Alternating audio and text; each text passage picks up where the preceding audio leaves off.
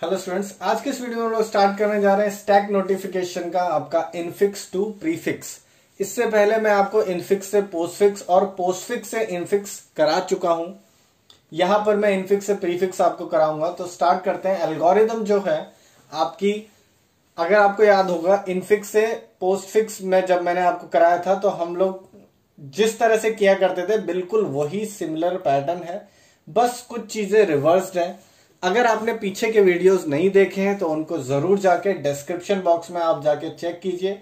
आप अगर मेरी ये सीरीज देख लेंगे तो मैं आपको गारंटी देता हूं कि बुक्स उठा के आपको बिल्कुल भी देखने की जरूरत नहीं है। एग्जाम में कोई भी किसी भी लेवल का क्वेश्चन आप करके आ जाएंगे। तो कॉन्सेप्ट को अपने को बिल्ड कीजिए। सबसे पहले हमें यहां पर जो है स्कैन करना होता है। लेट्स से ये मेरा एक्सप्रेशन है और इसको मैं स्कैन करूंगा। स्कैन करना है यहां पर राइट से लेफ्ट, इस तरह से स्कैन करते हुए चलना है। राइट से लेफ्ट स्कैन करते चलना है, क्योंकि मैं प्रीफिक्स में जा रहा हूं। प्रीफिक्स में बेसिकली अगर आपको पता होता है तो कुछ इस तरह से रहता है। आपका जो भी आपके सिंबल्स रहते हैं वो प्री में रहते हैं, तो आप इधर से जाएंगे स्कैन करते हुए। तो लेट्स से सबसे पहले स्कैन किया और मैंने एनकाउंटर किया सी। अगर आपका if operand is encountered add it to R, तो जिस तरह से मैंने पीछे किया था कि आप एक स्टैक बना लो और अपना एक्सप्रेशन लिख लो साथ साथ। अब सबसे पहले मैंने सी जो कि एक ऑपरेंड है उसको एनकाउंटर किया, तो सी को मैंने यहां लिख दिया। सीधा एक्सप्रेशन में आप लिख दीजिए। अब सी के बाद मैंने एनकाउंटर किया एक ऑपरेटर जो कि प्लस है, तो जो भी ऑपरेटर आएगा उसको आप यहां इस स्टैक में आप डाल देंगे। तो ये मेरा हो गया प्लस। अब इसके बाद आपने फिर से आगे स्कैन किया। स्कैन करके आपके पास आया पैरेंथेसिस, राइट पैरेंथेसिस आया। नेक्स्ट मैंने एनकाउंटर किया, स्कैन किया, तो मेरे पास बी आया। बी अब आया है और जब आप लिखेंगे यहां पर बी को आपको एक्सप्रेशन में बाहर आर में डालना है, बट इसको आगे ना डाल के, क्योंकि ये प्रीफिक्स नोटेशन है, इसको पीछे की साइड डालना है आपको अगर याद होगा पोस्टफिक्स में जैसे कोई ऑपरेंड आता था, मान लीजिए सी आया, उसके बाद आता था, तो आप इधर की साइड राइट हैंड साइड में उसको डालते थे। बट इसमें जब भी आपको ऑपरेंड या ऑपरेटर कुछ पॉप कर रहे हैं तो आप हमेशा लेफ्ट हैंड साइड में चीजों को डालेंगे और इस तरह से अपने एक्सप्रेशन को आगे बढ़ाएंगे। इसके बाद मेरे पास मल्टीप्लाई आया और उसके बाद ए, तो ए को भी मैं लेफ्ट हैंड साइड में लिखूंगा। तो इसके बाद एनकाउंटर किया तो आपका आया ए जो कि मैं ऐड कर चुका हूं और यहां पर पैरेंथेसिस। अब आपका जो एक्सप्रेशन है, अब यहां पर आप देखिए खत्म हो चुका है। अब मेरे पास कुछ भी स्कैन करने के लिए नहीं बचा है। तो अब आप जो स्टैक है उसमें से चीजों को पॉप आउट करेंगे। सबसे पहले आप देखेंगे इसको आप निकाल देंगे बाहर। उसके बाद आपका मल्टीप्लिकेशन, क्योंकि ये पूरा एक एंटिटी है सबसे पहले, तो ये सबसे पहले मल्टीप्लिकेशन बाहर आ गया।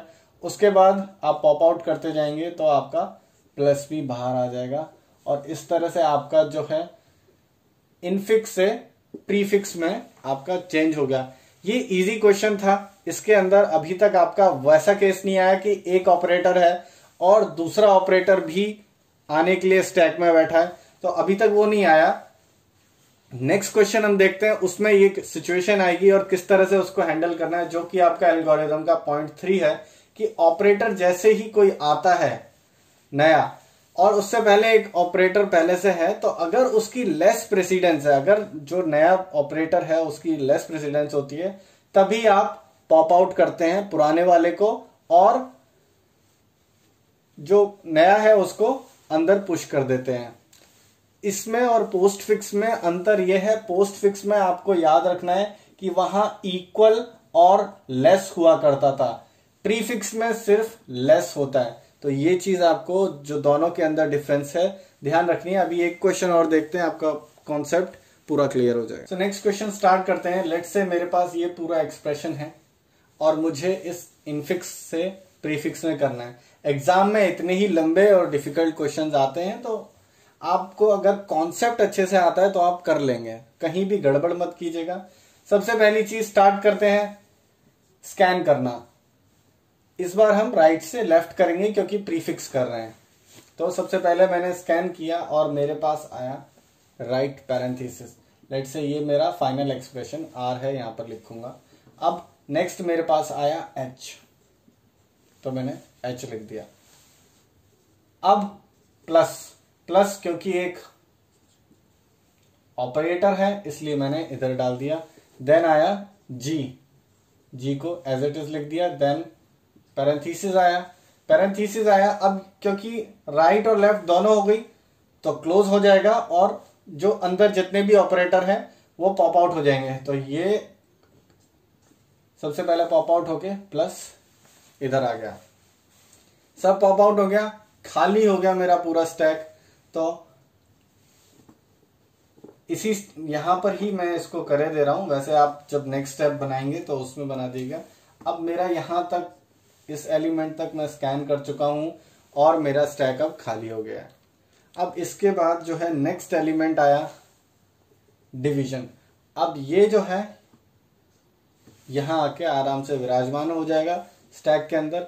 उसके बाद आपके आया एफ, एफ को मैंने इधर कर दिया। अब उसके बाद अगेन एक डिवीजन आया। डिवीजन को अब स्टैक में मैं कैसे डालूं? अब आप देखेंगे कि मेरा एल्गोरिथम जो थर्ड पॉइंट मैंने लिखा था वो कहता है कि let's say if an operator is encountered and there is some operator already present at the top of the stack। अगर वो जो ऑपरेटर है उसकी लेस प्रेसिडेंस है, अगर लेस प्रेसिडेंस है तो ये जो पुराने वाला है वो पॉप आउट हो जाएगा और नए वाला आके उसकी जगह पे बैठ जाएगा। नहीं अगर ऐसा है उसकी इक्वल या थोड़ी सी हायर प्रेसिडेंस है तो वो भी आके स्टैक के टॉप पर आ जाएगा। तो अभी देखें डिवीजन की प्रेसिडेंस क्योंकि इक्वल ही है तो ये आके मैंने इसको भी यहां पर डाल दिया। आई होप ये समझ आ गया हो आपको। इसके बाद स्कैन करते चले, ई आ गया, ई को एज इट इज यहां डाल दिया।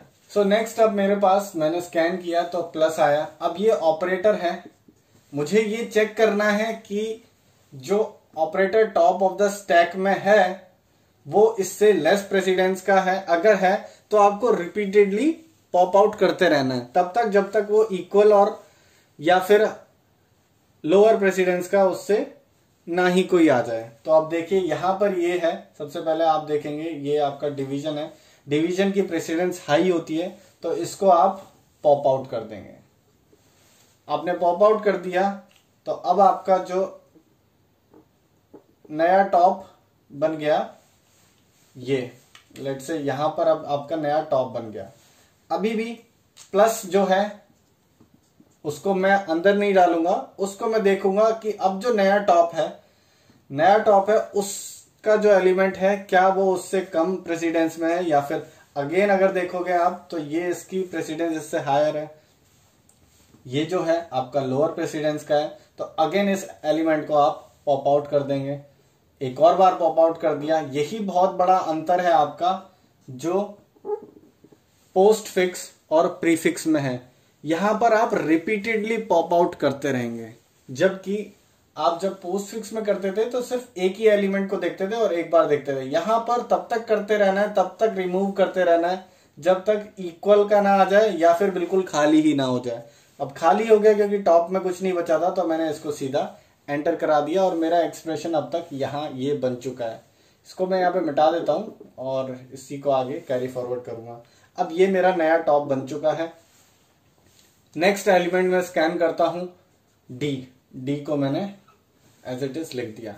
अब इसके बाद माइनस, माइनस और प्लस की जो प्रेसिडेंस है वो इक्वल है। अगर सेम है, इक्वल है तो आप पॉप नहीं करेंगे, उसको वहां पर एज इट इज रख देंगे।